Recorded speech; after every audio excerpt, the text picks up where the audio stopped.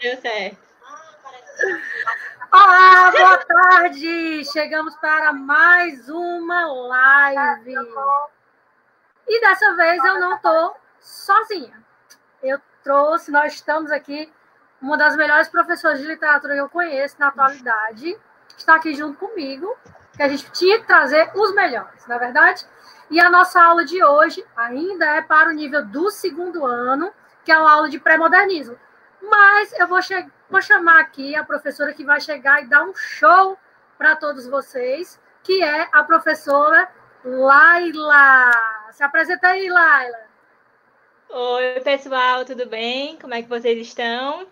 Então, sou a professora Laila, trabalho no Colégio Antares também, com as turmas do Fátima, né? O ensino médio do Fátima. Então, aproveito para mandar um beijo para os meus alunos, né? De quem estou com saudades, né?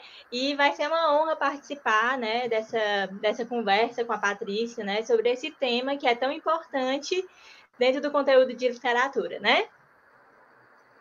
Pronto. Deixa eu perguntar uma coisa para vocês. Vocês estão ouvindo a gente direitinho? Hein? Vocês dão só um ok aqui nos comentários, tá certo? Manda um beijo aí, Lia Dias. Beijo, Lia! Saudades! Pronto. Vocês mandam um ok aqui e vê se está ouvindo tudinho, porque a gente está de casa, gente. Olha que legal. A nossa live ela é de casa, certo?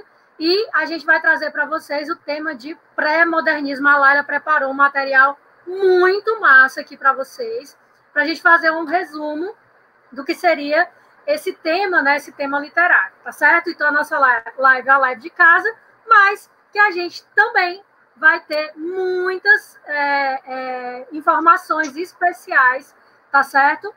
Para vocês sobre pré-modernismo. E detalhe, esse conteúdo de pré-modernismo, ele é um conteúdo que vai cair, sim, tá certo? Nas avaliações que vão ser realizadas daqui a pouco para vocês. É por isso que a gente escolheu, não foi, Laila?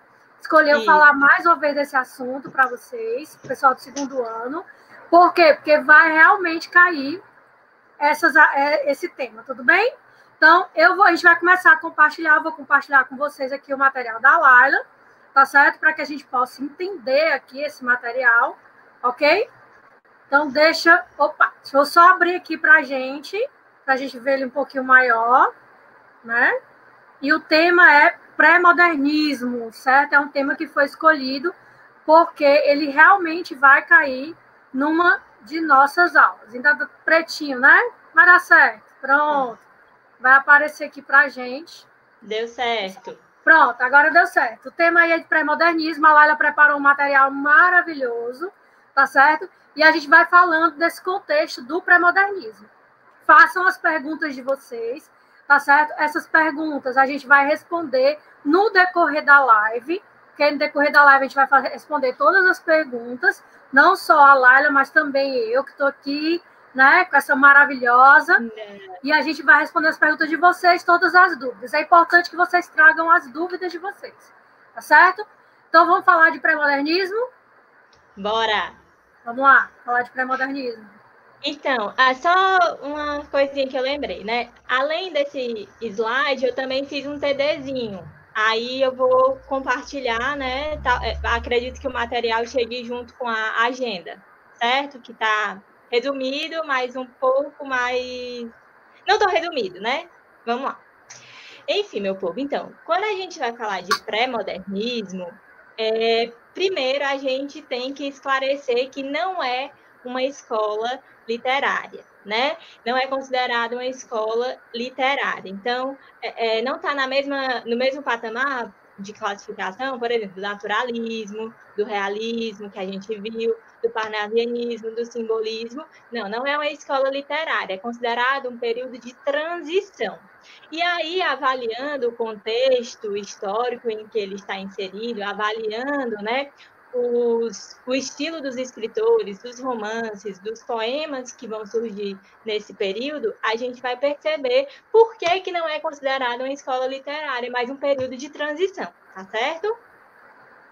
E lembrar, pessoal, que se tratando de pré-modernismo, como a Laila falou, por que não é uma corrente literária? ele está bem no meio, ou seja, bem no meio entre o que já passou e o que vai vir daqui a pouco, porque eu também, inclusive no canal, viu, Laila? Eu vou postar as aulas de Semana de Arte Moderna já, né? Ótimo. Enfim, Semana de Arte Moderna, Modernismo, essa semana eu já posto essas aulas. E o que acontece? A gente está com uma fase de transição que nem aderiu completamente às propostas do passado, né, do século passado, como ainda não chegou ao futuro. Ela está bem no meio. Contanto que esse pré-modernismo ele é considerado sincrético, porque nós temos 5 autores, olha aí, ó, 5 autores que conhecemos, porque nós temos muito mais, né? Uhum. Lembrar que na literatura há os destaques e há aqueles que não receberam tanto destaque ainda, mas que são autores desse período. E aí o que vai acontecer? Esses autores, esses 5 que a gente vai falar para vocês, cada um tem uma característica diferente. Ou seja, para ser uma corrente literária, fora inúmeras características, esses autores têm que seguir uma ideia, tá certo? Nem todos são iguais, mas eles seguem um padrão. O que acontece com o pré-modernismo? O Euclides da Cunha tinha uma linha, o Graça Aranha é outra completamente diferente, que é um romance mais ideológico, né? Aí a gente vem com o Lima Barreto, que foi quase escorraçado pela Academia Literária, né? Pela Academia Brasileira de Letras. O Augusto dos Anjos, que é poeta, e que resume tudo um pouquinho, mas é poeta. E a gente tem o Monteiro Lobato, ou seja, são 5 autores, lembrar que tem muito mais, que eles são diferentes entre si. Então, não tinha como ter uma corrente. É diferente quando você pega a corrente do realismo, em que a gente tem muitos autores diferentes, mas eles seguem um padrão, tá certo? A ideia, a linguagem é diferente do Machado de Assis de outros autores, mas eles seguiram um padrão, ok? Então, fica mais difícil ainda, beleza? Show. Vamos lá. Quer que passe? Pode passar. Pronto. Então, não adianta falar de pré-modernismo sem saber um pouquinho do seu contexto histórico. Porque o pré-modernismo ele tem muito de história, né? Isso, né? Então, o contexto do Brasil, a gente conhecer esse contexto é muito importante para a gente saber, né, o que é que aconteceu e o que é que motivou os escritores, né, a produzirem. Então, assim, o contexto histórico ele vai ser muito importante por conta disso, né? Aí, meu povo, a gente tem que lembrar, né, que aliás, tem que saber, né, porque a gente não teve essa aula em sala ainda, que como o pré-modernismo, ele não é uma escola literária, a gente consegue definir bem o período de início e o período de término, né? E aí o período de início do pré-modernismo vai se dar em 1902, com a publicação de Os Sertões, do Euclides da Cunha, né? De que a gente vai falar melhor a seguir, né? Enfim, sabendo que o pré-modernismo está inserido, né? Inicia em 1902, a gente sabe o quê? Que, recentemente, em 89, o Brasil, né, teve a sua república proclamada, né? Houve a proclamação da república, né? Então, o Brasil estava passando por um momento conturbado. Por quê? Bom, a gente vai ter um Brasil em que várias cidades vão ser reformadas, né? Na perspectiva de quê? De transformar essas cidades europeias, aliás, cidades brasileiras, no estilo europeu, né? Então, você vai São Paulo, Rio de Janeiro, Manaus, Belém, e aí a gente vai explicar melhor porque que Manaus e Belém entram nesse contexto também, né? Nesse contexto das reformas das cidades, né? E essas reformas, elas vão acontecer de que forma? Então, a gente vai ter um alargamento das ruas, né? Até porque a gente tem que lembrar que os carros estavam aparecendo no Brasil, né? Então, as ruas precisavam acolher esses veículos, digamos assim. Então, houve um alargamento das ruas, né? Houve o quê? A retirada de alguns grupos, né, dos centros das cidades. Então, o que aconteceu? O processo de favelização. Por quê? Porque não eram grupos bem vistos. Por exemplo, a gente teve a abolição da escravidão, mas os escravos libertos, eles não foram acolhidos, né, pelo mercado, digamos assim. Eles não tiveram uma educação de qualidade, uma formação de qualidade, então eles não estavam inseridos dentro do mercado, meu povo. Então, o que aconteceu? Eles foram retirados dali, né? E jogados de fato, jogados para outros lugares. Então, por conta disso, aconteceu esse processo de favelização, né? É nesse período também, viu, gente? Aí é um pouco mais de história, mas é nesse período também que ocorre o que a gente chama o famoso bota abaixo, né? Então, aconteceu nas cidades que a Laila falou, e aí o que aconteceu? Que é o bota abaixo. Muitos dos cortiços foram colocados abaixo, as pessoas saíam para trabalhar de dia, de manhã, ia trabalhar, e quando voltavam não tinha mais suas residências, simplesmente assim. Não é como hoje, por exemplo, que quando você...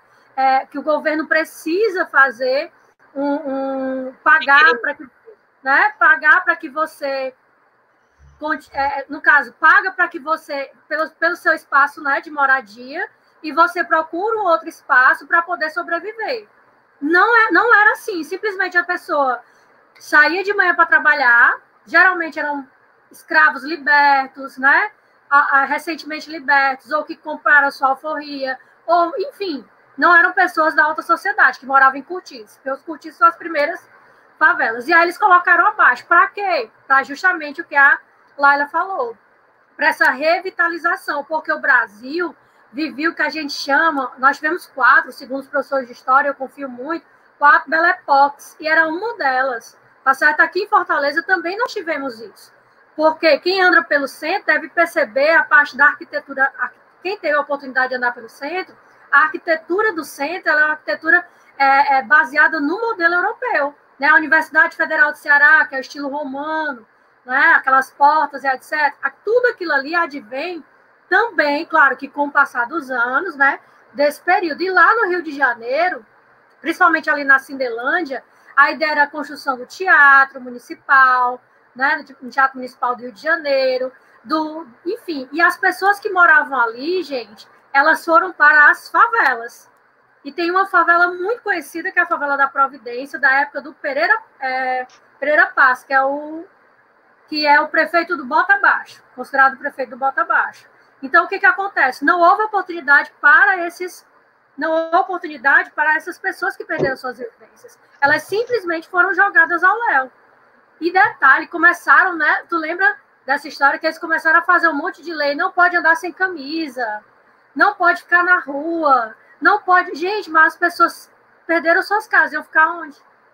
Uhum. Tudo isso para impedir a circulação, né? Isso, e é tão louco, porque você pensa assim, a abolição foi... a escravidão foi abolida, então esses escravos libertos, eles vão ser inseridos, né, no mercado de trabalho. Mas não! Sabe o que é que o pessoal fazia? O que é que a elite fazia? Importava, né, trabalhadores imigrantes, né? Então, importava gente de fora para vir trabalhar aqui, só para não assumir o escravo liberto como um trabalhador, né? Isso era quase uma afronta para os donos de escravos, né, recontratar esses escravos, contratar pagando, porque até então eles eram os donos daquelas pessoas, donos, né?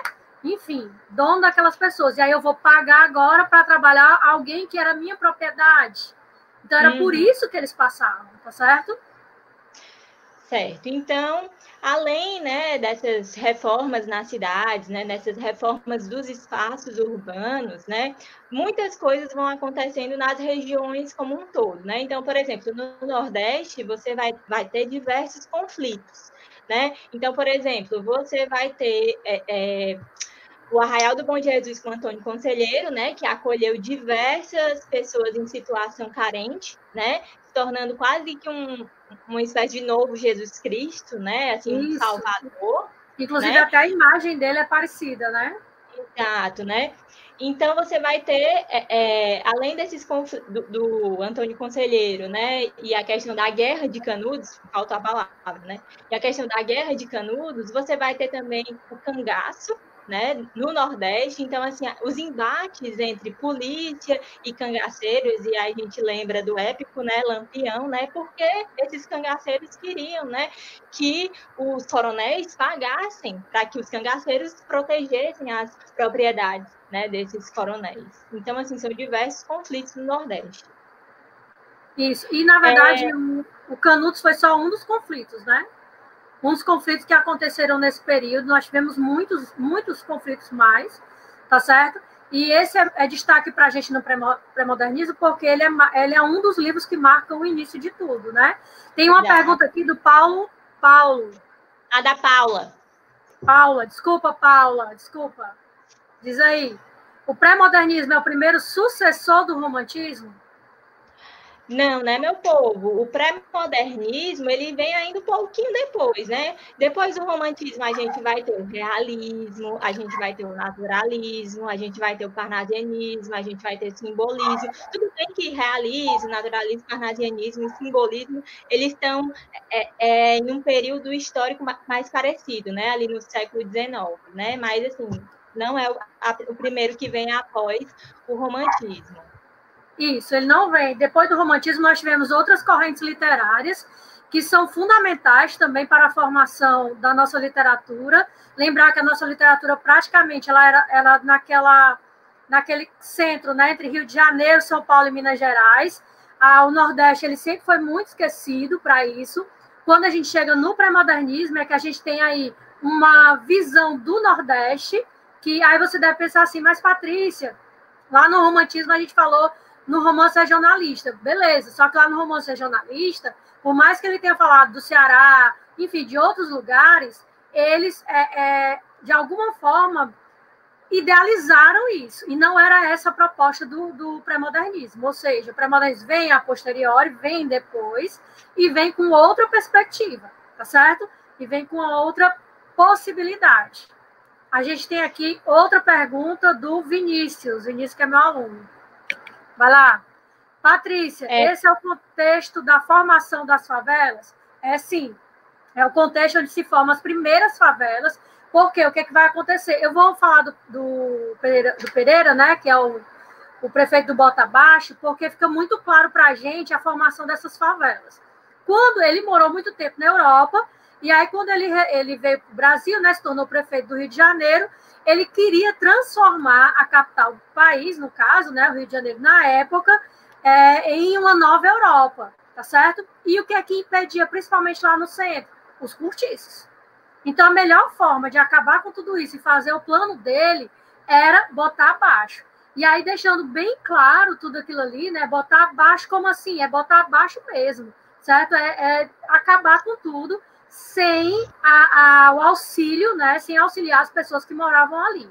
E o que essas pessoas fizeram? Não tinham para onde ir. Subiram os morros, né? No que sobe os morros, a favelização, né? Essa construção dessas favelas verticais, que a gente conhece muito mais no Rio de Janeiro, em Salvador, porque aqui em Fortaleza as favelas elas são muito mais planas, né? Não que não tenham verticais, a gente tem inclusive perto do Papicu uma comunidade, né, que tem morro, mas as nossas comunidades, as nossas favelas, elas são mais horizontais, né?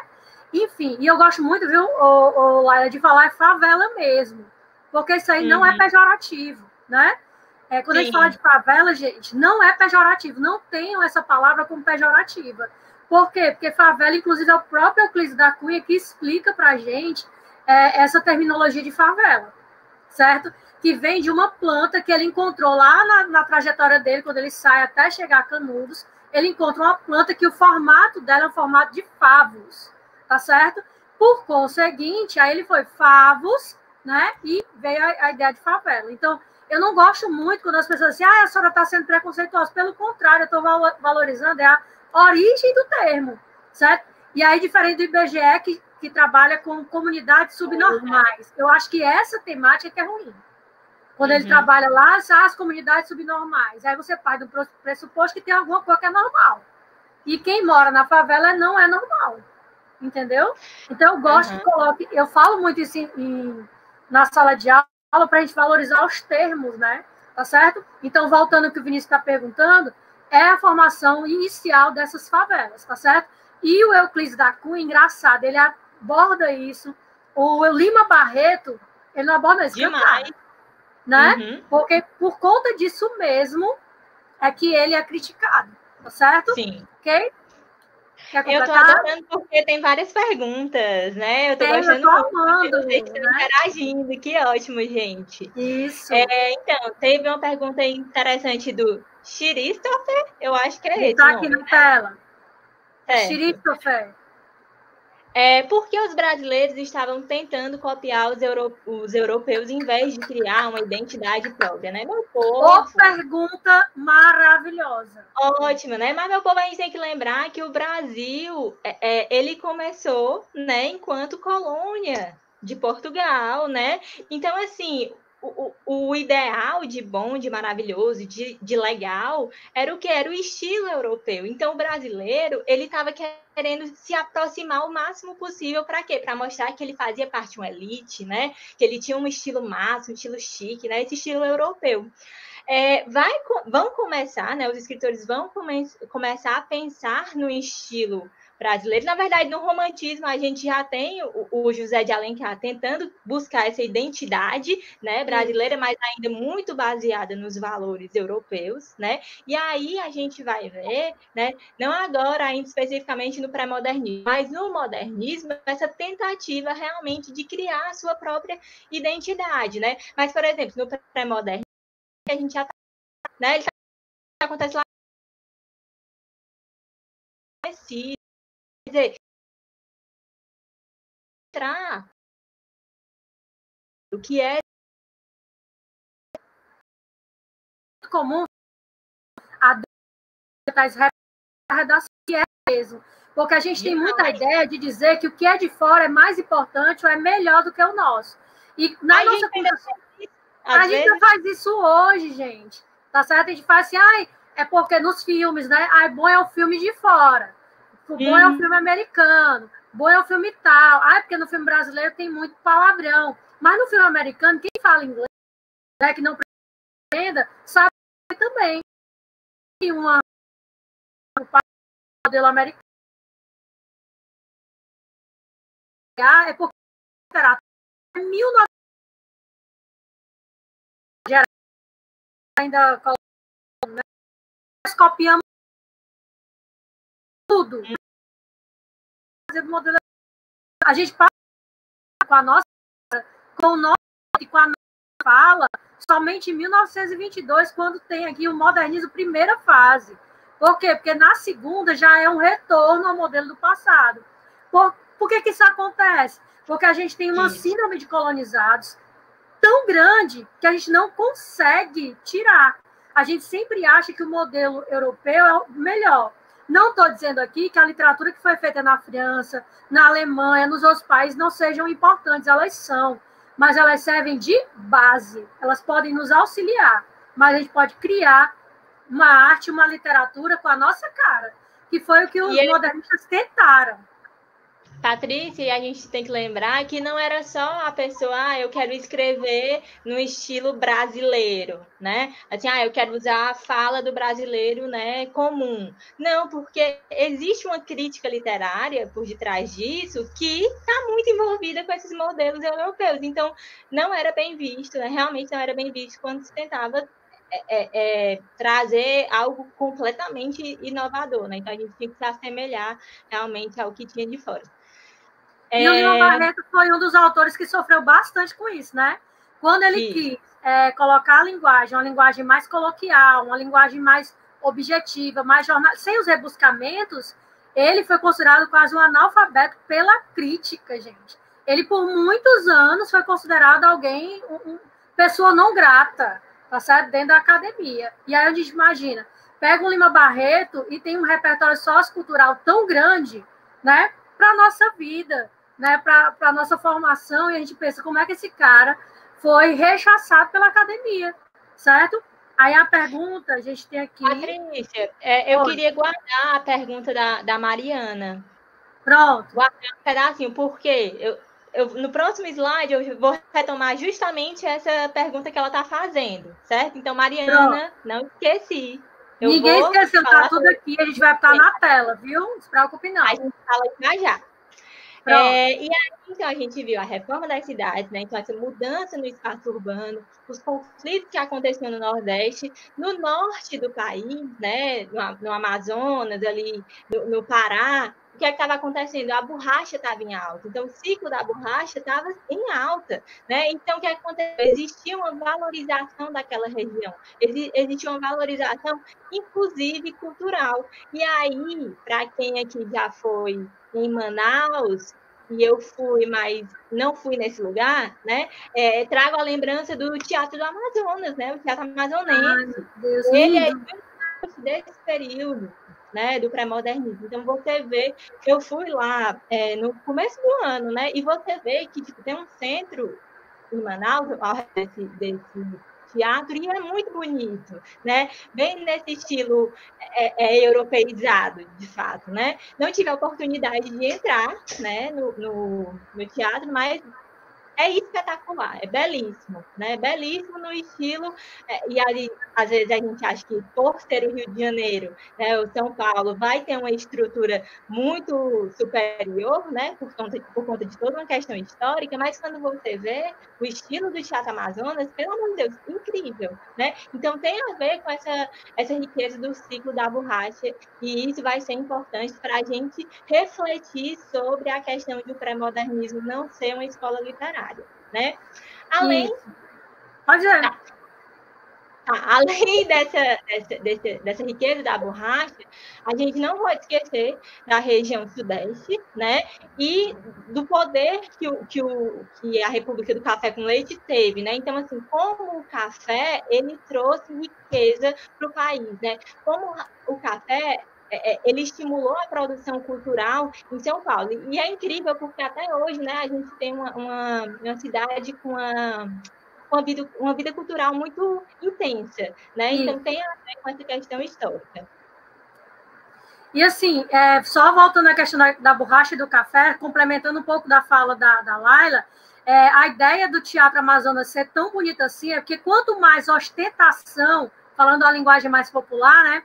Quanto mais ostentação, melhor para eles. Então havia uma briga de egos, né? Grosso modo, em que as pessoas teriam que ter teatros ou, enfim, peças arquitetônicas, mas que pudessem ostentar muito mais. Então, levando em consideração o Teatro Amazonas, por exemplo, e o Teatro Municipal de São Paulo, eles brigavam por essa ostentação. O Teatro Municipal de São Paulo ele foi financiado com o dinheiro do café. E a gente percebe, no caso, a gente já que conhece um pouquinho do teatro, né, as colunas elas são feitas e no centro da coluna tem o desenho, né, da planta do café, tá certo? E as pessoas que tinham, na época, hoje não tem mais isso, viu, gente? Mas as pessoas tinham prioridade de entrar, as pessoas que poderiam entrar primeiro, ou seja, na primeira ordem, eram os cafeicultores, certo? E aí eles queriam fazer um teatro ostentação, só que realmente, se comparado ao Teatro Amazonas, o Teatro Amazonas ostenta muito mais. Por quê? Porque no caso da época da borracha, que era o nosso ouro também, nós tínhamos ouro negro com o café e a gente tinha o ouro na época da borracha, eles queriam mostrar para as pessoas que eles poderiam fazer mais. A gente tem muito essa briga de ego, né? Você já reparou que a gente tem essa briga de ego cotidianamente? Pois é, o nosso teatro, né? Ele é de 1910. Então, quer dizer, também uma tentativa de trazer esse lado cultural para cá, né? Só que, obviamente, numa dimensão menor, digamos assim. Isso. E o teatro aqui de Fortaleza, pessoal, o Teatro de Alencar, aquela parte de dentro, né, em ferro, ela foi trazida, né, ela é importada, e não tinha aquela parte de fora nossa que a gente entra, né, onde tem o café hoje, onde tem, não tinha. Ali foi construído porque a elite começou a perceber, olha como era o contexto, né? A elite cearense começou a perceber que algumas pessoas comuns, elas também usufruíam, né, daqueles espetáculos, e para eles incomodava. Então, a melhor forma de evitar isso era botar uma parede. E foram o que eles fizeram. E no nosso caso, do nosso teatro, a gente está em Art Nouveau, né? O nosso teatro, principalmente a parte de fora, em Art Nouveau. É uma outra perspectiva diferente do Teatro de São Paulo, né? Do Teatro Municipal de São Paulo, do Rio de Janeiro, que foram construídos praticamente na mesma época.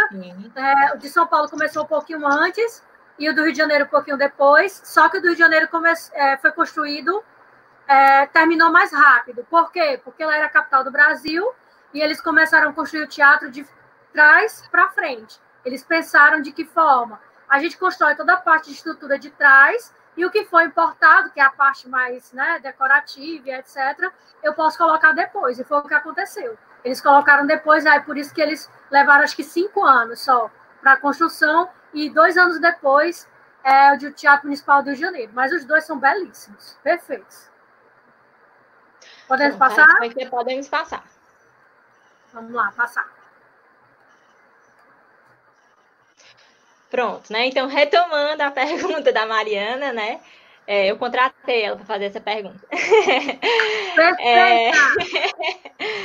Então, por que o pré-modernismo não é considerado uma escola literária, né? Então, por que não é uma escola literária, né? A gente vai ter, Mariana e companhia, né?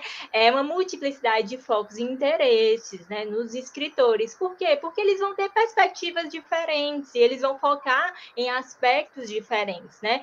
Então, a gente vai ter diferentes estéticas dentro dos romances e dos poemas, né? Então, a gente vai ver um estilo... Eu vou falar do Euclides da Cunha, embora seja complicado chamar de romance, né? O livro Os Sertões, né? Mas você vai ter um estilo... É uma mistura de diário, né? A gente tem, dentro da perspectiva do Euclides da Cunha, pessoal, nos Sertões, a gente tem uma obra híbrida, né? Inclusive, já foi questão de vestibular. É uma obra híbrida, tanto na estrutura do texto, quanto propriamente na linguagem textual. E isso é que foi questão de vestibular. Então, é considerada essa obra híbrida, tá certo? Vai lá, Sim. E aí a gente, então, vai ter uma estética diferente do Euclides da Cunha, a gente vai ter uma estética diferente do Lima Barreto, como a Patrícia já colocou, né? A questão da linguagem. Inclusive, né, alguns alunos, às vezes, querem ler umas obras antigas, mas sentem dificuldade na linguagem, né? Mas é difícil. Eu considero o Lima Barreto muito interessante. Se você quer ter uma perspectiva, né, desse momento, ele tem uma linguagem bem mais tranquila, é um livro divertido, Triste Fim de Policarpo Quaresma, que a gente vai falar em seguida, né? Então, assim, se você tiver interesse, né, nesse momento, eu acho ótimo, uma ótima leitura para esse momento, né? Enfim, então, os poemas, né, por exemplo, o Augusto dos Anjos, que a gente ainda vai comentar, a gente vai ver que o estilo dele é muito diferente, até difícil de enquadrar, digamos assim, né, numa escola. Então, por isso que o pré-modernismo, ele não vai ser uma escola literária. E é como a Patrícia falou, o pré-modernismo, ele pega aspectos do parnasianismo, do realismo, do naturalismo, do simbolismo e antecipa o estilo que vai vir, né, do modernismo. Então, como é complicado enquadrar, né, assim, uma caracterização geral, por isso não vai ser considerado uma escola literária, certo? Isso, porque para ter uma escola literária, eles têm que ter uma característica específica, né? Ou seja, enquadrada dentro de um contexto. Trazendo isso para uma coisa que vocês já conhecem, vocês estudaram bastante o realismo, o naturalismo e etc. Lá no realismo e no naturalismo, havia características que eram muito específicas, né? A ideia da utilização da ciência, né? A gente já tem a descrição, o descritivismo tornando a narrativa lenta, enfim, a objetividade, essas características, elas são comuns a todos os artistas. O que é que diferencia? A temática de muitos deles, né? O Machado de Assis escreve diferente de outros, ou até a pena, a gente chama de pena, que é a escrita literária, mas eles seguem um padrão. Então, dentro desse contexto, a gente tem uma tendência literária, tá certo? Deixa eu ver aqui, tem só elogios aqui para Laila. Saudade, Lorena! Pronto. Pode passar? Pode. Pronto, eu sou aqui para passar slide. Não! Vou desaparecer só um pouquinho que eu vou ajeitar essa câmera.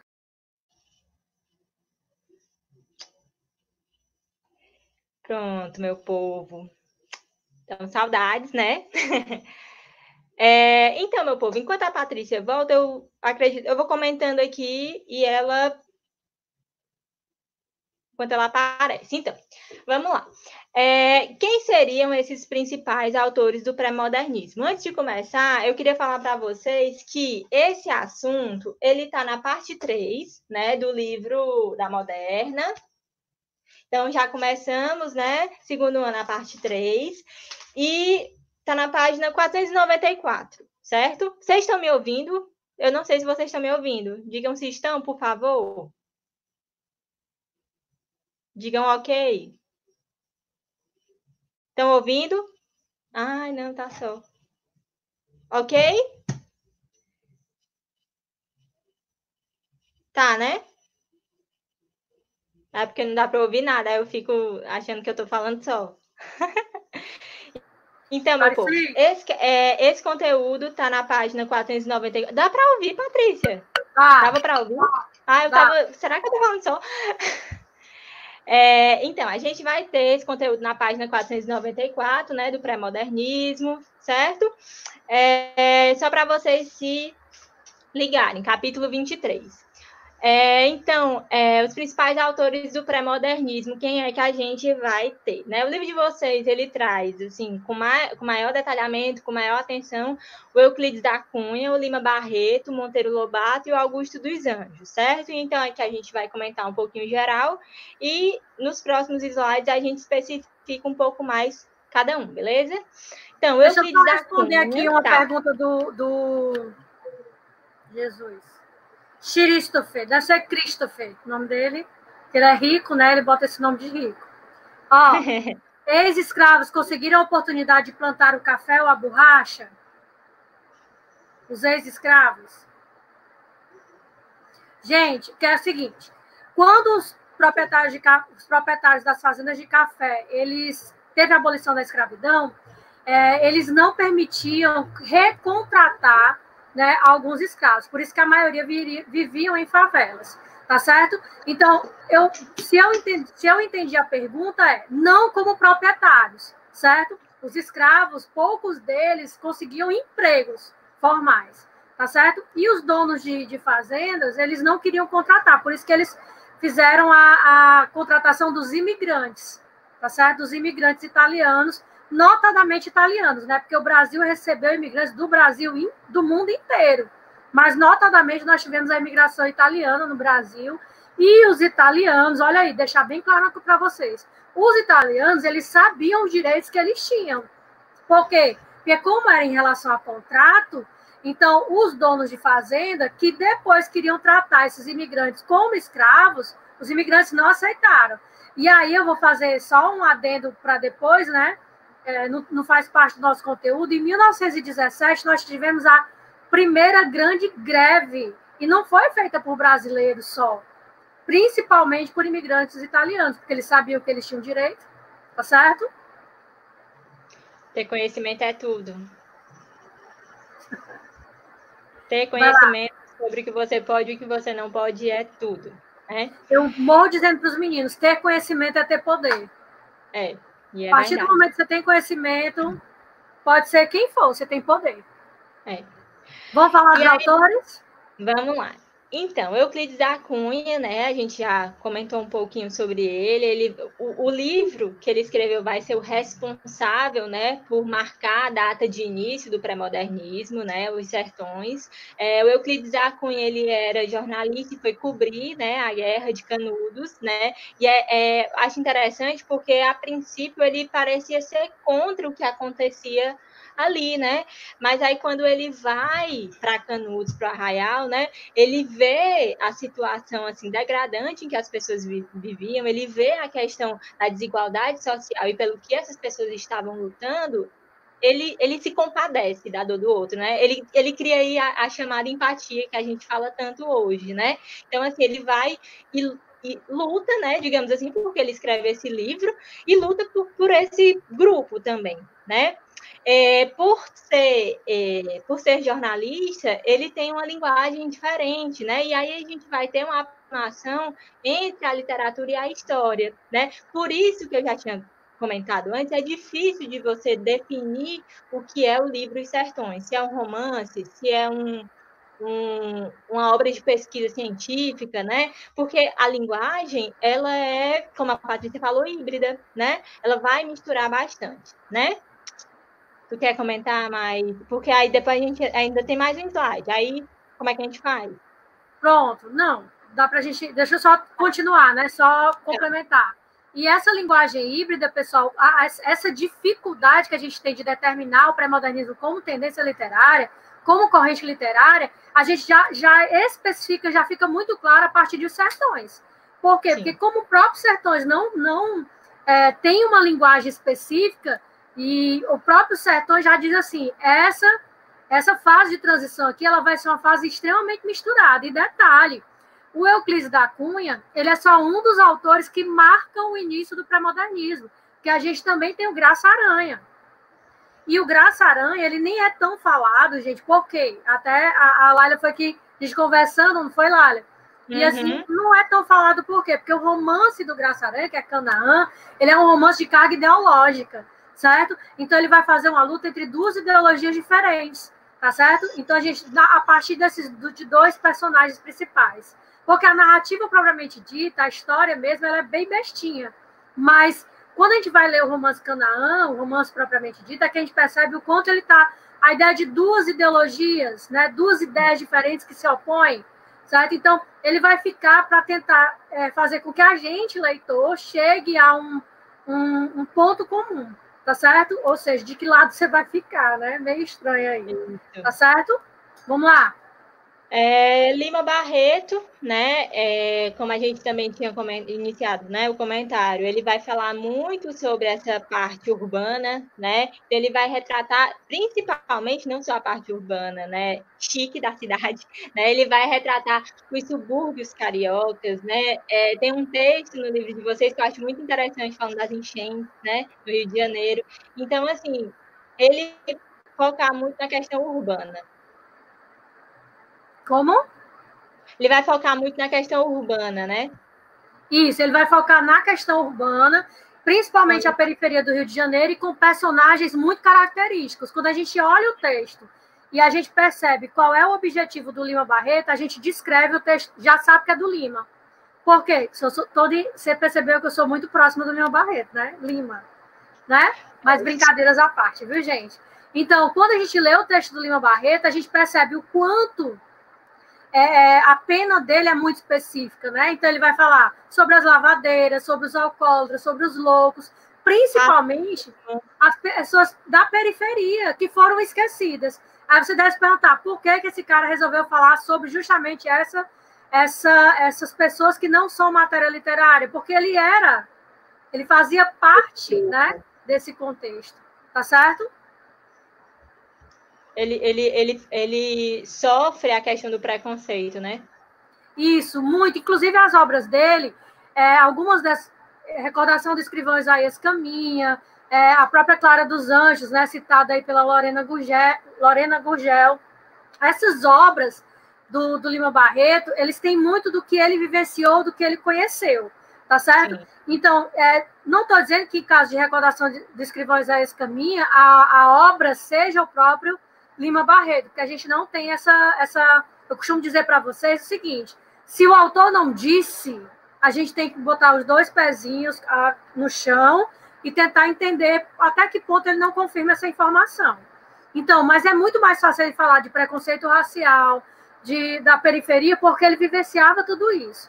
E aí, quando ela fala assim, Clara dos Anjos de Lima Barreto, a Clara é dita como mãe solo?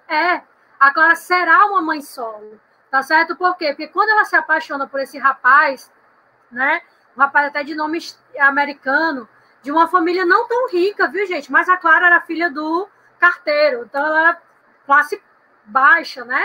Que a família dele descobre tudo isso, que humilha ela demasiadamente, ela vai ser apontada na rua, porque vocês sabem que nessa época as moças que não eram casadas, enfim, né? Elas eram apontadas na rua, e eu já disse até em sala, viu, Laila? Que era muito mais fácil para uma mulher manter um casamento não tão legal, por conta da sociedade, do que resolver acabar com esse casamento, certo?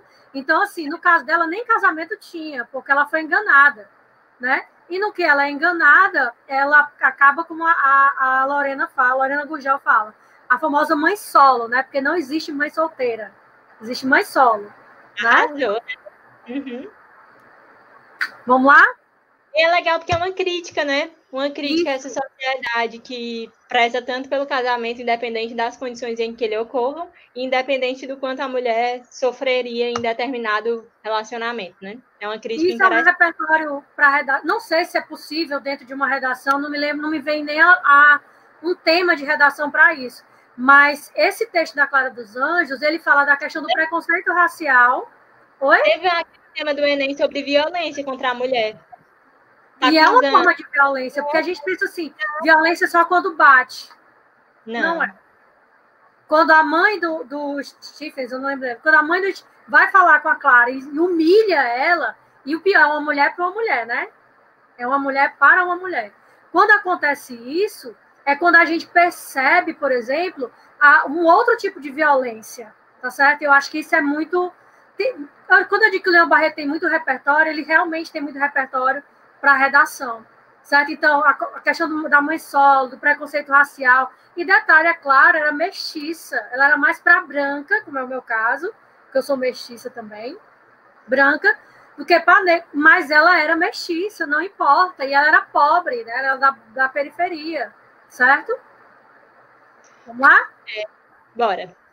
Monteiro Lobato, né? A gente tende a lembrar do Monteiro Lobato pela memória afetiva, né? Assim, das infantis, né? O Sítio do Pica-Pau, né? Reinação de Narizinho, enfim, a gente tem uma memória muito afetiva com os textos do Monteiro Lobato.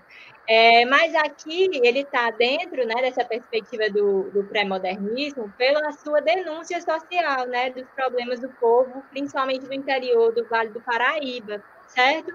Então, Monteiro Lobato, nesse caso aqui, a gente foca mais nesse aspecto da denúncia social, né? Ele vai trazer a figura do caboclo, né? Vai trazer a figura do Jeca Tatu, certo? Que a gente vai, né, conseguir explorar melhor mais à frente. Isso, e essa memória afetiva, porque vocês são da época do TV Globinho, né? Na TV Globinho nós tínhamos o Sítio do Pica-Pau Amarelo. A Laila da época da TV Globinho, gente. Super jovem, né? Mas, enfim. E a gente lembra muito do Sítio do Pica-Pau Amarelo, mas eles não sabem, por exemplo, que para estruturar o Sítio do Pica-Pau Amarelo, que depois se tornou livro, na verdade, os personagens eles eram de livros em separado, né? Então, a gente tinha Reinações de Narizinho, A Menina do Nariz Arrebitado, Visconde Sabugosa. Existem livros específicos dessas personagens, certo? E só depois, é claro, que ele foi e juntou, houve a junção num livro só com o Sítio do Pica-Pau Amarelo. E aí até o pessoal assim, a senhora acaba com a minha infância, mas não é isso, né? E tá lá, na verdade não fui eu que criei, estão em todos os livros, né? Explicando isso. Enfim, e no caso, como a Laila falou, o nosso objetivo aqui não é falar dessa parte da infância, porque o pré-modernismo não tem esse tema, né? O Monteiro Lobato está aí como uma denúncia, principalmente do Vale do Paraíba, mas deixar bem claro, viu, gente? O Monteiro Lobato, ele era muito crítico do povo brasileiro. E ele era muito crítico porque ele não concordava com a nossa miscigenação. Inclusive, viu, Laila, ele dizia, tem vários textos sobre isso, né? Ele dizia que nós somos atrasados justamente porque somos miscigenados. Minha gente, eu fico louca com um negócio desse. Como é que a gente é atrasado porque a gente é mestiço, né? Confirmando que já era uma teoria muito antiga, porque o Graça Aranha fala disso em Canaã. O Graça Aranha, né, na perspectiva do Lenz, que é um dos personagens, ele fala dessa nossa miscigenação e nós somos atrasados intelectualmente falando, que é isso que me deixa irritada, né? E porque nós somos misturados. Sim. E é algo que eu fico meio... Fora que ele faz uma crítica, gente, no caso do personagem Jeca Tatu, né? Mas o contexto, ele não levou em consideração o contexto, né? Então, em Urupês, por exemplo, que o nome Urupês é parasita, né? E vai para o plural, são parasitas, né? O Lunaz está por aí, o Lunaz deve explicar que o próprio Jeca Tatu, ele tinha, né, um parasita, ele tinha um amarelão. Então, isso tem características da sua preguiça. A Lorena, adorei a participação, Lorena participativa. Dá um cheiro, Lorena. Monteiro Lobato fazia miscigenação dos personagens de forma mais interna ou externa? Mais personalidade ou aparência mesmo? Boa pergunta, viu? Excelente pergunta. Bom, você quer responder? Eu acho que é complicado você tentar pensar do que é mais ou que é menos. Eu acredito que o Monteiro Lobato ele vai abordar de forma mais completa, né? Então ele vai ele vai tentar fazer essa miscigenação, né? Peraí, faz miscigenação dos personagens de forma mais interna ou externa. Mas a perspectiva dos dois aspectos mesmo, tanto da personalidade quanto da aparência de fato. Eu vejo dessa forma. Isso, quando ele vai descrever, né, é aí onde a gente tem um pezinho do realismo, do naturalismo presente no pré-modernismo, olha como é misturado, né? Quando ele vai descrever, a personagem, ela vai ter todas as características, não só físicas, né, de personalidade, físicas e de personalidade, como também, quando ela fala aí, né, a interna e externa é física e personalidade. Então, quando ele faz essa descrição, ele faz no geral. Por quê? Porque ele está descrevendo o povo brasileiro, certo? Segundo ele, o povo brasileiro dentro dessa perspectiva. Então, não só é a física, tá certo? Mas também a personalidade, mas também o caráter. Gente, quando ele fala dessa parte do caráter, né, dessas personagens, é que a gente fica assim, caramba, às vezes, quando a gente começa a estudar o Monteiro Lobato, dentro da nossa perspectiva, né, mais acadêmica, a gente começa a se perguntar se realmente ele não está certo.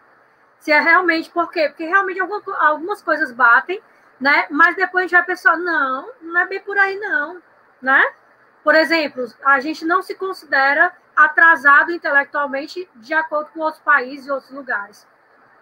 Pelo menos nós não somos, né? A maioria de vocês que estão aqui não são, tá certo? Mas, enfim, tá certo? A descrição, essa miscigenação é no completo, beleza? A Inês, linda... Policarpo Quaresma, vou botar aqui na tela. Policarpo Quaresma pode ser comparado com Don Quixote? Sim. Dentro dessa perspectiva idealista de vestibular. Sonhadora, né? Isso. Dentro dessa perspectiva idealista, sonhadora, né? O Policarpo Quaresma, ele vai ter esse nacionalismo ufanista, de idealizar, de pensar que no que ele pode fazer de melhor para a pátria, assim, pode ser comparado, sim, Inês. Isso. Contanto que, inclusive, a FUVEST, né, que é que faz o vestibular da Unicamp, fez essa pergunta na prova aberta, né, na segunda fase. E sim, ele é um personagem quixotesco, né, dentro dessa perspectiva que a Laila falou. Tá certo? É muito bom o triste fim do Policarpo Quaresma. Muito bom. É muito bom. E, por fim, entre aspas, né, o Augusto dos Anjos, que vai ser a representação da poesia, né, dentro dessa perspectiva do pré-modernismo. A poesia dele é muito interessante, né, com esse caráter sombrio e enigmático, com esse uso de termos científicos, né, de falar de coisas tão tidas como nojentas, né, como a putrefação, a morte, o verme. Pô, imagina um parnasiano colocando a palavra verme dentro de um poema. É impensável, né? Nunca assim, é muito isso acontecer. Sujo. Nunca. E ele fala esses termos apoéticos, né, que a gente chama de termos apoéticos, numa naturalidade, e aí vem a palavra naturalidade. Por quê? Porque a poesia do Augusto dos Anjos é uma poesia sincrética. Ele tem características estruturais do parnasianismo, ele tem o naturalismo dentro da perspectiva da ciência, né? E ele tem o simbolismo do pessimismo, né? Sim. Que é o que a gente chama do pessimismo de Schopenhauer, né? Que eu até falei já para os meninos, que o Schopenhauer tem uma frase que eu sou meio irritada com ele, certo? Sou meio irritada com o Schopenhauer.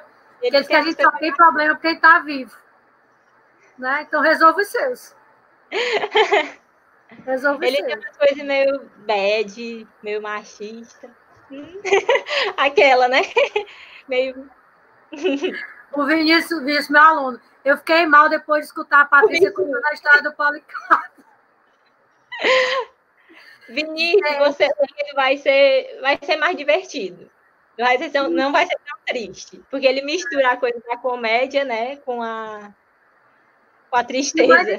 O mais interessante, assim, eu conto realmente algumas histórias, porque os meninos leem bastante, sabe? Os meninos do segundo ano, eles pegam muitos textos, eles são muito ativos, eles perguntam bastante. Às vezes, quando eu vou dar aula, eles já estão lá na frente, né?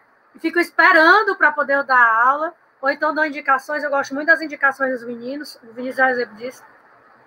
E aí eu vou contar a história, claro que eu vou contar do meu jeito, né?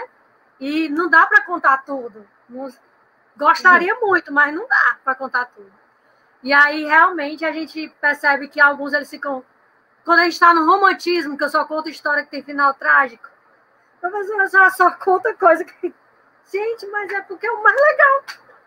É o mais legal mesmo, também acho. Mais legal. Não é que eu seja uma pessoa má, né? A gente vai escutando, né? Enfim. A Lorena diz assim, ó. Também, tá na tela para todo mundo. Também, Vini, saber que ele percebeu que no fim da vida, a vida dele toda foi dedicada a algo inútil.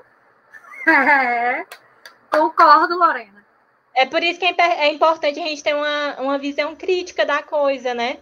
Tipo assim, ter uma visão mais objetiva do que a gente está fazendo, né? Do que a gente está se propondo no mundo, né? E eu acho que isso é até interessante nesse período, né, de quarentena, da gente repensar as nossas escolhas, os nossos desejos, quem a gente defende, o que a gente defende, né?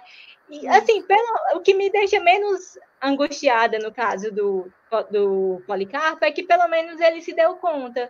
Às vezes tem gente que morre e nem se dá conta, né? Assim, é melhor para a pessoa, né? Obviamente. Mas eu acho que também você ter uma percepção mais lúcida e racional da vida também é importante. Ele era um apaixonado pelo Brasil, né? Um cara que estudou muito sobre o Brasil. A biblioteca dele, que é também uma intertextualidade com o Don Quixote, né? A biblioteca dele era uma biblioteca repleta de coisas sobre o Brasil. Ele sabia falar o tupi, enfim. E aí você pensa assim, será que tudo que eu estudei durante toda a minha vida não vai servir para nada? Quantos de nós não passamos por isso, né? A gente está num período de quarentena, nós estamos de casa, tanto eu quanto a Laila, né? Eu estou na minha casa, a Laila está na casa dela, vocês estão na casa de vocês, e a gente fica pensando, meu Deus, a gente dava aula o dia inteiro, né? A gente tinha uma vida ativa, não que a gente não esteja, porque a gente está trabalhando tanto quanto, hein, Laila? A gente não tem 11 horas da noite, ainda estamos aprontando coisa para vocês, por incrível que possa parecer.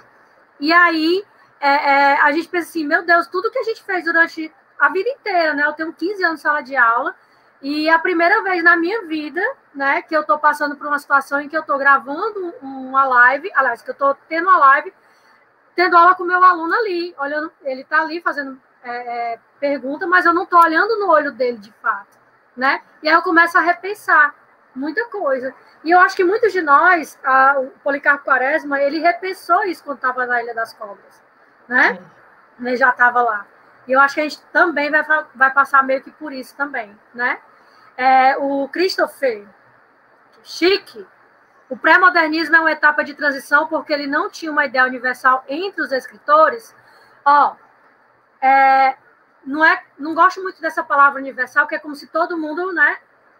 Para ter ser uma tendência literária, eles precisam ter um aporte em comum, né? E todos os autores que nós falamos aqui, eles são diferentes entre si. Eu não posso, por exemplo, encontrar características do Euclides da Cunha lá no Monteiro Lobato, certo? Apesar de o Euclides da Cunha, quando ele saiu na sua viagem, ele era muito crítico do Nordeste, certo? Mas a perspectiva é muito diferente. Então, assim, não é algo universal, eles têm que ter muita coisa em comum. Quando a gente fala de universal, é que a gente quer dizer assim, todo mundo tem que seguir o mesmo padrão, né? E também não é assim. Vamos lembrar do romantismo. José de Alencar escreveu praticamente todos os romances. Romance urbano, romance regionalista, romance indianista, certo? Mas ele tinha uma pena, que era muito característica da escrita dele. Mas eles que o diferenciava dos outros escritores, como é o caso do Joaquim Manuel de Macedo, enfim, né? Mas ele seguia uma ideia, né, que era característica do romantismo. Pode dizer. Pode. Você quer que passe? Pode. E aí, né? Errei aqui. Tudo bem. O Euclides da Cunha, né, que a gente já tinha visto. Vamos comentar um pouquinho mais sobre esse livro, né? Esse livro, certo? Então, vejam que a gente está repetindo bastante essa ideia, né? Para ficar bem marcado na caixinha de vocês. Pois é, porque vai cair em avaliação, viu? Eles vão fazer a avaliação. Os Sertões, né, o livro que vai dar início ao que a gente considera pré-modernismo de 1902, né, que conta a história, né, da Guerra de Canudos. E aí, meu povo, Euclides da Cunha, ele vai ter uma estrutura, né, nos Sertões, de três partes, né? A primeira, a terra, a segunda, o homem, e a terceira, a luta, né? O Euclides da Cunha, nessas partes, ele faz uma análise muito minuciosa da situação da Guerra de Canudos, né? A gente tem que lembrar que vai ter influências de teorias científicas, então, por exemplo, o determinismo ele vai aparecer como uma influência dentro desse livro, né? Quando ele fala em A Terra, né, sobre o arraial, sobre a estrutura, né, física, né, do arraial, ele faz tão minuciosamente, gente, ele fala de tantos detalhes que no livro tem mapas do relevo, né? E isso tem o quê? Tem uma relação com o que ele estudou antes, as ciências naturais, né? Então, quer dizer, você vê que ele tem um compromisso muito grande com o que ele está escrevendo. Ele não escreve qualquer coisa, não é qualquer coisa da cabeça dele, né? Não, existe uma pesquisa etnográfica, né, daquela região, daquele espaço. Inclusive, gente, essa pesquisa ela também aconteceu nos 30 dias que levaram a viagem até ele chegar ao interior da Bahia, até ele chegar a Canudos, propriamente dito. Então, ele levou 30 dias de viagem. Hoje a gente leva 12 horas de ônibus e menos tempo de avião, mas na época não havia isso, né? E ele foi fazendo a pesquisa da fauna, da flora, da parte do solo, bem detalhado, portanto, que para a gente, assim, da Letras, no meu caso, da Laila, a gente até tem uma noção do que está escrito tudo, mas tem tantos nomes tão científicos que foge da nossa alçada. Eu teria que ler, por exemplo, com dicionário de termos etimológicos da área específica tal, e não só um, vários. E aí fica bem mais difícil. Isso é importante, né, para a gente pensar que a linguagem ela não é tão simples, né? Porque são termos bastante específicos. Embora o Euclides da Cunha ele seja também conhecido pela precisão do termo, né? Ele quer usar a palavra exata para o que ele quer dizer. Oi? A palavra dentro da sua etimologia. Isso, ele quer dizer exatamente, ele quer deixar bem claro o que ele quer passar, né? Em um homem, ele vai fazer uma avaliação, né, de quem são essas pessoas que estão ali presentes naquele arraial, né? E aí, né, nesse aspecto, vão entrar essas teorias, né? Teorias deterministas, positivistas, do Darwin, o evolucionismo, né? Então vai ter uma presença das teorias científicas dentro, né, dessa unidade, né, que ele aborda em Os Sertões. Isso. Então, assim, olha aí, ó. A terra, o homem e a luta. A gente falou de determinismo. Determinismo do meio, da raça e do tempo. Olha como já tem elementos do passado que eles estão utilizando, certo? Então, a gente tem aí, no pré-modernismo, algo que é do passado, que a gente viu no realismo, no naturalismo, e que se faz presente ainda, né, no caso dos Sertões do Euclides da Cunha, ou seja, se repete nas estruturas. Essa obra ela é dividida em 3, e nessa estrutura é a base científica. Sim. E a luta vai ser realmente quando acontece a luta no arraial, né? No livro de vocês, na página 502, né, Patrícia? Isso. Ele até coloca, né? Narração dos embates entre as tropas oficiais e os seguidores de Conselheiro, né? Do Antônio Conselheiro. O livro termina com a descrição da queda do arraial de Canudos e a destruição de todas as casas erguidas. Gente, muita gente morreu, em torno de 25 mil pessoas, né? Segundo os dados de pesquisa da época, né? E aí é muito doido, porque, se eu não me engano, é mais ou menos o número de mortes de hoje com o coronavírus, né? Se eu não me engano, no mundo está em torno disso aí, 22, 20 mil pessoas, né? E aí você pensar que em uma região específica do Brasil, né, morreu essa quantidade exorbitante de pessoas, né, por conta dessa guerra, né, que foi não é nem um descuido governamental, eu diria que é um crime, né? O que aconteceu ali foi algo criminoso, assim, porque morreu muita gente inocente, idosos, crianças, né? Então, assim, a luta ela vai tentar retratar de forma bem fiel esse momento, né? E assim, é como se a gente pegasse, por exemplo, o bairro de vocês, tentar fazer uma analogia, né? E é como se 5 mil pessoas morassem no bairro de vocês e essas pessoas morressem. Sim. Pronto. Porque no quarto levante foram 4, né? No quarto levante, a guerra praticamente ficaram quem? Poucas pessoas, mas eram crianças, inclusive tem no texto de vocês, de notas de um diário, o título do texto é esse, que ficaram apenas crianças, idosos e um exército imenso de homens vorazes ali, como se quisesse, sei lá, exterminar todo mundo. Sim. É triste pensar que isso aconteceu. Quer que passe? Pode.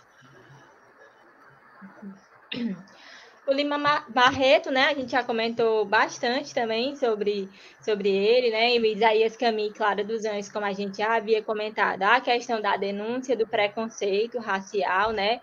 No Isaías Camille existe até uma aproximação, né, entre a figura do protagonista e a figura de quem foi, né, o Lima Barreto, né? A questão do preconceito e tudo mais, e da Clara dos Anjos, como a Patrícia também já comentou a partir da pergunta da Lorena, né?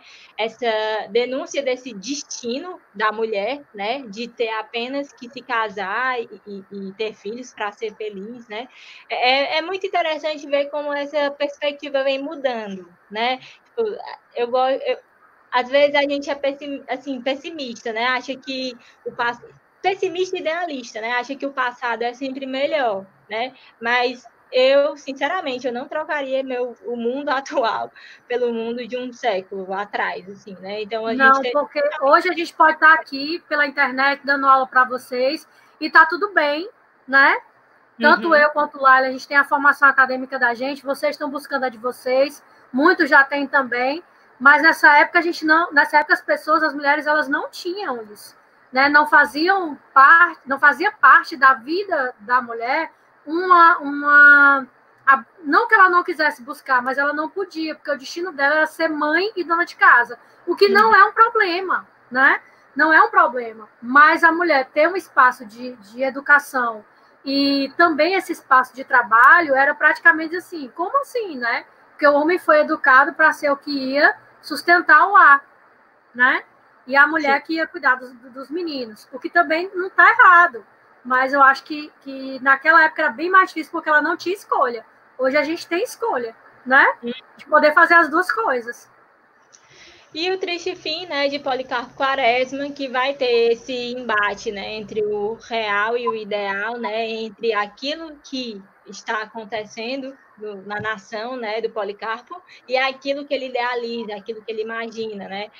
Para quem não leu, eu adoro quando ele quer falar em tupi com as pessoas, né, quer se comunicar falar e escrever, porque ele quer realmente mostrar ali o patriotismo, ele quer vestir a camisa de ser brasileiro, né? A ideia é sim, e a gente só vai entender que o Brasil é Brasil se a gente falar tupi, a gente entende o lado dele, eu acho que a gente compreende, porque realmente é a língua dos primeiros habitantes brasileiros, mas para a maioria das pessoas em que já tem o português como língua materna, é bem mais difícil mudar, né? Mas assim, ele era um idealista, né? Deixar bem claro isso. Quer passar? A noção pode passar, a noção de brasileiro, né? A gente é um povo miscigenado, né? Não é só o índio, não é só o português, não é só o negro, é uma mistura, né? Isso. Pronto. Como a gente também já havia comentado, Monteiro Lobato, né? Em Urupês, que ele vai falar desse interior, né, de São Paulo. Já falando do Jeca Tatu, né, dessa figura, desse caboclo, né? Falamos do quê? Falamos da questão do... Ah, meu Deus, deu um branco agora. Da miscigenação como algo inadequado, né, como algo ruim para o Brasil, né? Então, quer dizer, não é bem o oposto, mas dá para a gente fazer uma relação entre o Monteiro Lobato e o Lima Barreto, né? Porque enquanto existe essa valorização da questão indígena, para o Monteiro Lobato me parece que existe uma desvalorização, né? Como se o índio ele fosse menor, ele fosse preguiçoso, ele trouxesse o que há de ruim para a nossa identidade, né? Enquanto o português não. Aí a gente entra naquela questão, Christopher, da europeização, né? De imitar o que tem fora, né? Isso. Inclusive o título europeu, nessa ideia da preguiça, né, que ele fala que a gente é preguiçoso e etc. Urupês tem a ver, o nome europeu, na verdade, é parasita, né, no singular, e foi para o plural aí como parasitas. E aí é onde vem a questão da nossa preguiça, né, que nós, na verdade, somos parasitas do Brasil. E aí, viu, Laila, uma coisa que me incomoda muito, nós como nordestinos nos incomodamos muito com isso, é quando as pessoas lá do Sudeste dizem que nós somos parasitas deles, né? Por quê? Porque eles trabalham para nos sustentar. Só que, na verdade, a gente trabalha e trabalha muito, tá certo? Tá certo? Muito mais. E muitos, enfim, ninguém vai entrar no embate aqui, mas muito da construção deles lá vem também do nosso trabalho, né? Porque somos nordestinos. E aí, quando o Monteiro Lobato fala dessa questão do parasitismo, né? Que a gente vive do solo, né? A gente vive de algumas coisas.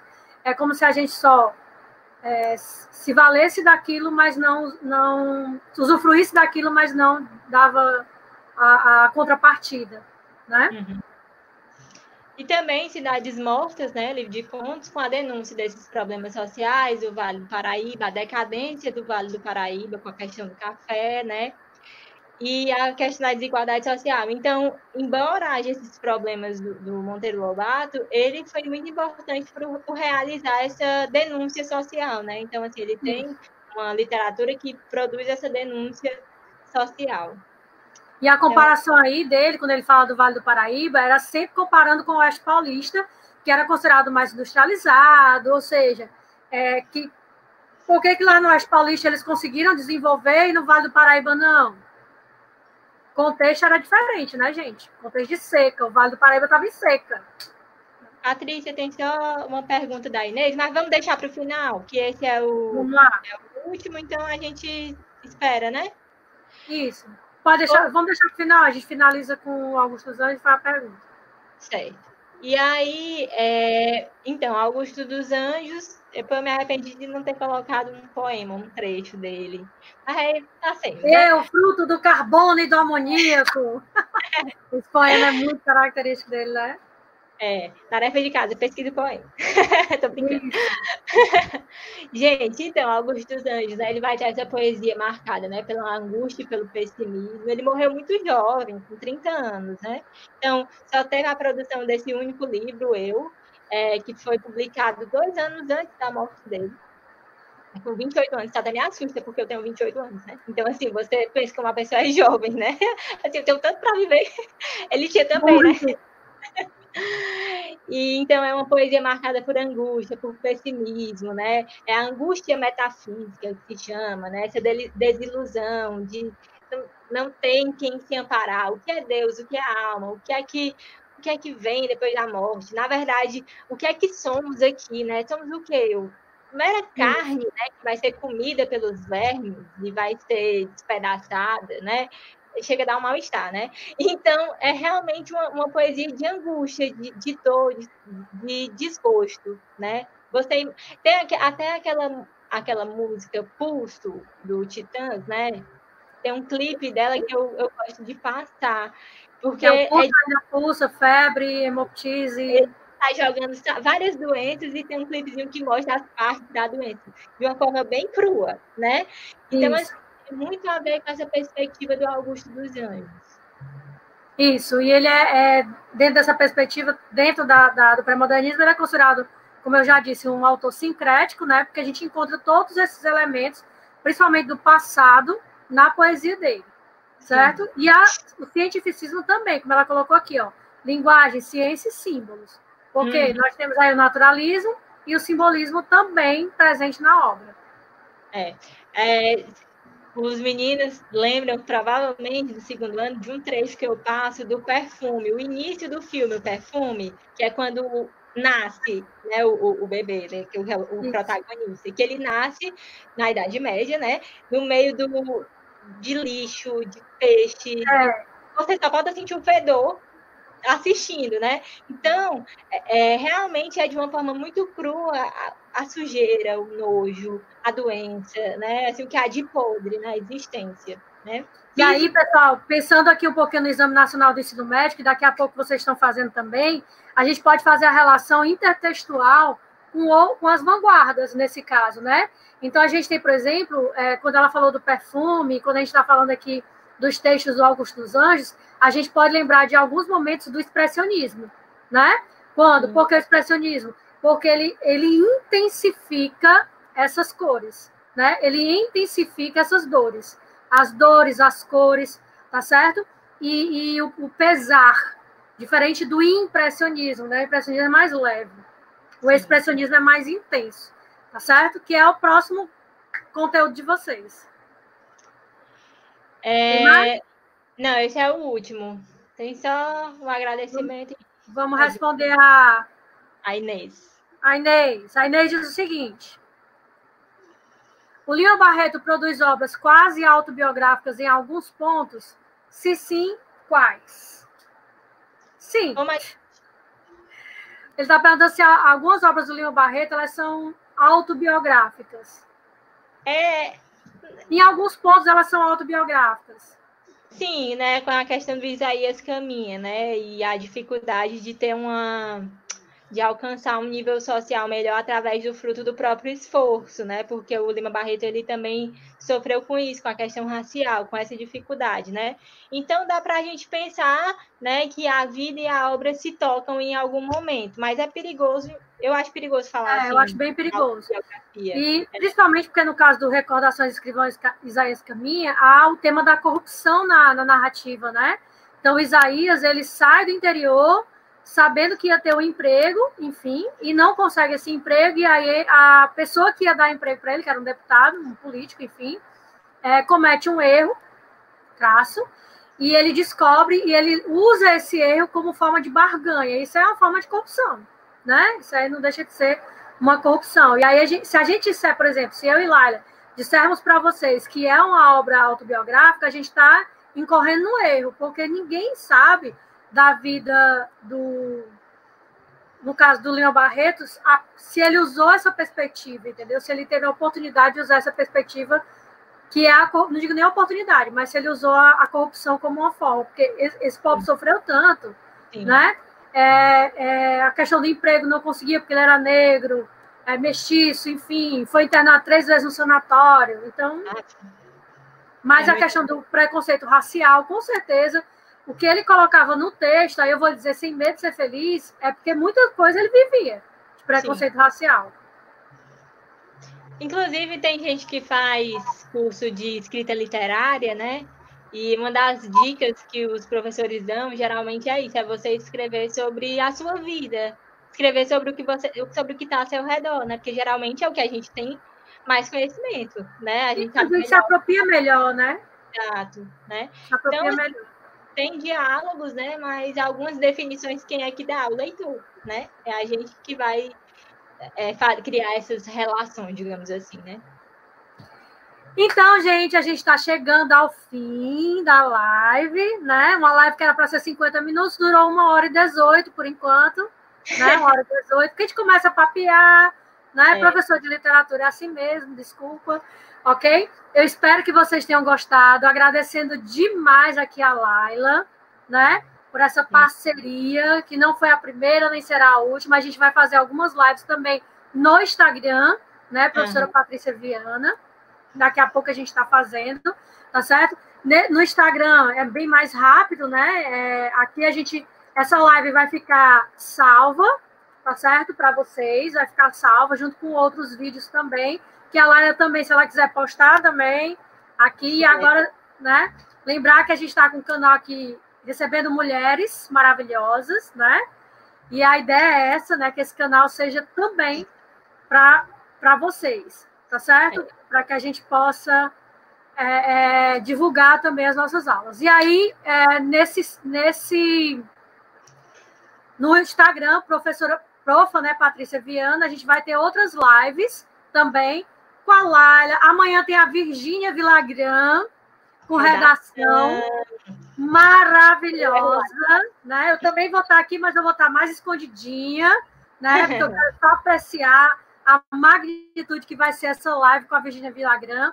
É uma live de redação, eu acho super importante, não só para o 3º ano, mas para todas as séries, porque ela vai falar de repertório sociocultural para a redação do Enem, que eu acho que serve bastante para vocês. E a Virgínia, assim como a Laila, assim como a Fernanda, assim como a Aline e a Eveline, e outros professores do Antares, eles focam muito nessa parte do repertório, e eu acho muito legal que vocês assistam também. Certo? Se despede. Gente, eu tô muito maravilhosa, maravilhosa, né? Eu tô muito feliz, é muito bom, assim, compartilhar esses momentos com a Patrícia. É uma troca muito rica, eu aprendo muito, a gente consegue fazer uma coisa muito legal, eu gosto muito. E eu tô muito feliz com a interação de vocês, com as perguntas, né, com o carinho que vocês passam pra gente, né, assim, isso é muito engrandecedor, tipo, dá um ânimo, né, para as coisas que a gente faz, saber que vocês estão aí, que vocês reconhecem, né, que vocês estão juntos. Estou muito feliz mesmo, muito obrigada, né, espero que essa quarentena esteja sendo ok para vocês, é um momento, às vezes, difícil, né? Mas a gente tem que fazer a nossa parte, a gente sabe que vai passar, né? Toda tempestade tem seu fim, né? Então, assim, estou muito feliz, um beijo muito grande. Perfeitos são vocês.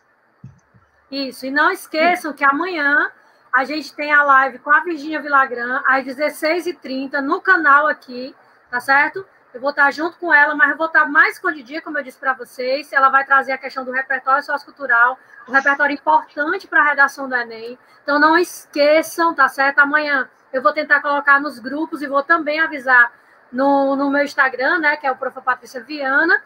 E eu quero agradecer muito a presença de vocês, muito a presença da Laila, tá certo?